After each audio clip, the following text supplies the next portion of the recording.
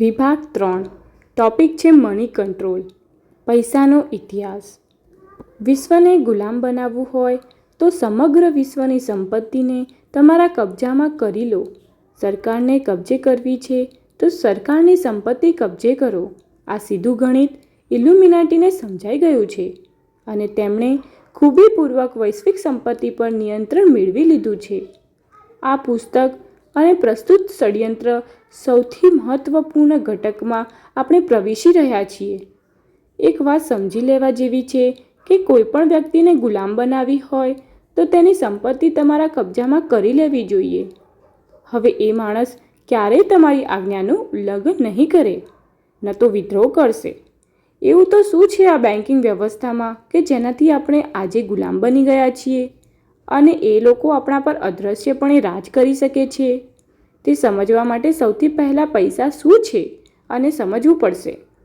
પહેલાંના કાળમાં લોકો ચીજવસ્તુઓની અદલાબદલી કરી પોતાની જરૂરિયાતો પૂરી કરતા. જેમ કે ખેડૂત અનાજ આપી લુહાર પાસેથી ઓજારો, કુંભાર પાસેથી ઘડા વગેરે, વણકર પાસેથી કપડાં વગેરે મેળવતો. ત્યારબાદ સોના ચાંદીના સિક્કાનો જમાનો આવ્યો. આ અતિ મૂલ્યવાન ધાતુ આપી તમે દુનિયાની કોઈ પણ ચીજ ખરીદી શકતા. વિશ્વાસપાત્ર સાવકારો પાસે લોકો પોતાની સંપત્તિ જમા કરાવી જતા, જેથી જોખમ સાચવવાની ચિંતા મટી જતી. સામે સાવકારો પોતાની રસીદ લખી આપતા, જેમાં જમા કરેલ સંપત્તિની સંખ્યા લખેલી રહેતી. લોકો જ્યારે પણ એ રસીદ સાવકારોને આપતા ત્યારે સાવકારો તેમની સંપત્તિ પરત કરી દેતા. કાળક્રમે એવું બન્યું કે જ્યારે ક્યાંક પૈસા ચૂકવવાની જરૂર પડતી ત્યારે લોકો સાવકાર પાસેથી પૈસા લેવા જવાની મહેનત કરવાને બદલે સીધી પેલી રસીદ જ પૈસાને બદલે ચૂકવી દેતા. લેનાર વ્યક્તિ પેલી રસીદ લઈ સાવકાર પાસે જાય તો તેને તેની રકમ મળી જતી. આગળ વધતા એવું થયું કે લોકો ભાગ્યે જ સાવકારો પાસે સિક્કા લેવા જતા. મોટાભાગે રસીદોની હેરફેરથી જ વ્યવહાર ચાલતો. સાવકાર પાસે એમ જ પડી રહેતા. એ જોતા કેટલાક શૈતાની સાવકારોને એક વિચાર આવ્યો. તેઓ પોતાની પાસે જમા કરેલા સિક્કામાંથી 10% જમા રાખી 90% સિક્કા બીજા લોકોને વ્યાજે આપવા લાગ્યા. અર્થાત પારકી રકમને પોતાની ગણી અસલ માલિકને પૂછ્યા વગર બારોબાર વ્યાજે આપવા માંડ્યા. સામે તેમને વ્યાજની કમાણી થતી અને અસલ માલિક તો સિક્કા લેવા એમ પણ આવતા જ નહીં.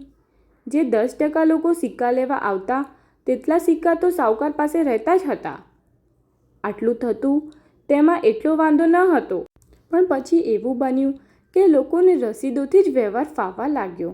સાવકારો ઉધાર લેવા આવવાને પણ સિક્કા આપવાને બદલે નવી રસીદો ફાડીને આપવા લાગ્યા. અર્થાત હવે બજારમાં 100 સિક્કાની સામે 1000ની રસીદો ફરતી થઈ. 100ની રસીદ મૂળ માલિકની અને 900ની રસીદ ઉધાર લેનારની. ખરેખર જે ચીજ કિંમતી હતી તે સોના ચાંદી તો સાવકાર પાસે પડી રહેતી.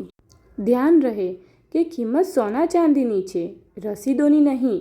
એ તો ફક્ત કાગળ છે. કાગળ પર સાવકારોની સહી છે. એ વિશ્વાસના આધારે કાગળની કિંમત બની હતી.